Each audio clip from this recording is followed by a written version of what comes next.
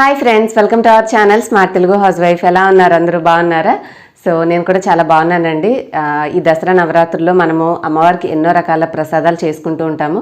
వాటిలో ఒక ఐటెంగా రెగ్యులర్ వడ కాకుండా కొంచెం మసాలా వడలాగా ఎలా తయారు చేసుకోవాలో ఆ రెసిపీ మీతో షేర్ చేస్తాను. మనము అమ్మవారికి ప్రసాదంగానే కాకుండా అప్పుడప్పుడు ఈవినింగ్ టైం స్నాక్గా కూడా ఈ రెసిపీ చాలా బాగుంటుంది. మంచిగా ఎంజాయ్ చేయొచ్చు, టేస్ట్ కూడా చాలా బాగుంటుంది.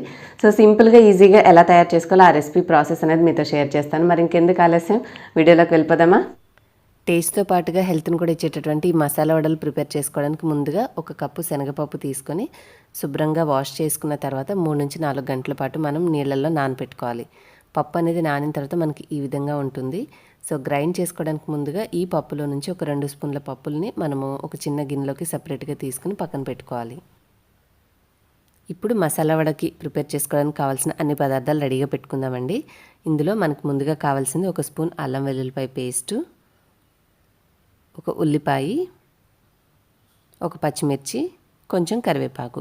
మనం తీసుకున్నటువంటి 1 కప్పుకి ఇవి సరిపోతాయండి. ఇంకా కొంచెం ఎక్కువగా ప్రిపేర్ చేసుకుంటే వీటిని కొద్దిగా మనం ఎక్కువ తీసుకుంటే సరిపోతుంది, 2 అలాగా. మసాలా వడలు డీప్ ఫ్రై చేసుకోవడానికి నేను ఇక్కడ gold refined sunflower oil use చేస్తున్నానండి. ఇప్పుడు మనం నానబెట్టుకున్నటువంటి పచ్చిశనగపప్పుని చిన్న మిక్సీ జార్లోకి తీసుకుని కొద్దిగా ఉప్పు వేసుకుంటూ సరిపడిన ఉప్పు చూసుకొని కొంచెం పలుగ్గా అంటే బరకగా ఉండేలాగా గ్రైండ్ చేసుకోవాలి. మరీ మెత్తగా చేసుకుంటే టేస్ట్ అనేవి బాగోవు. సో ఈ విధంగా బరకగా గ్రైండ్ చేసుకున్న తర్వాత దీంట్లోకి మనం ఇందాక ఆల్రెడీ కట్ చేసి రెడీగా ఉంచుకున్నటువంటి ఉల్లిపాయ, పచ్చిమిర్చి, కరివేపాకు, అలాగే అల్లం వెల్లుల్లిపాయ పేస్ట్ ఇవన్నీ కూడా యాడ్ చేసుకోవాలి. ఇక్కడ నేను 1 స్పూను పేస్ట్ అయితే వేస్తున్నాను, అల్లం వెల్లుల్లిపాయ పేస్టు.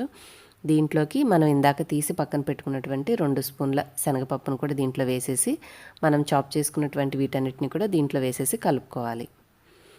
ఒకసారి మిక్స్ చేసుకున్న తర్వాత ఉప్పు సరిపోయిందా లేదా సరి చూసుకోవాలండి. అవసరమైతే చూసుకొని మనం కొంత ఉప్పు వేసుకోవచ్చు. మరీ మెత్తగా పేస్ట్ లాగా కాకుండా కొంచెం లైట్గా మిక్స్ చేసుకుంటే మనకి అన్ని వేసుకున్న పదార్థాలన్నీ కూడా సరిగ్గా కలుస్తాయి.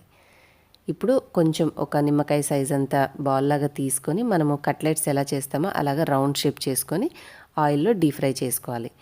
ఇక్కడ నేను డీప్ ఫ్రై కోసము GoldDropXSmartTeluguHousewife సన్ఫ్లవర్ ఆయిల్ యూజ్ చేస్తున్నానండి. క్వాలిటీలోనూ ప్యూరిటీలోనూ మనకి ఈ ఆయిల్తో చేసిన ఆహార పదార్థాలు టేస్ట్ అనేవి మారకుండా చాలా బాగుంటాయి.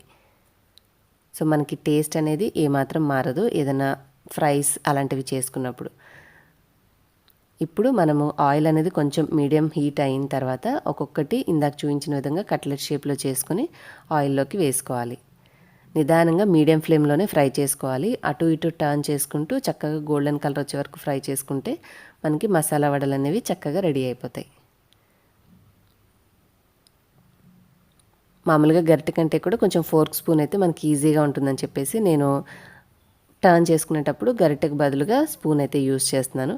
ఇలాగా మనము ఫ్రై అనేది చేసుకుంటే ఒక 3 నుంచి 4 నిమిషాల్లో మనకి మీడియం ఫ్లేమ్లోనే పర్ఫెక్ట్గా వడలు అనేవి వేగిపోతాయి.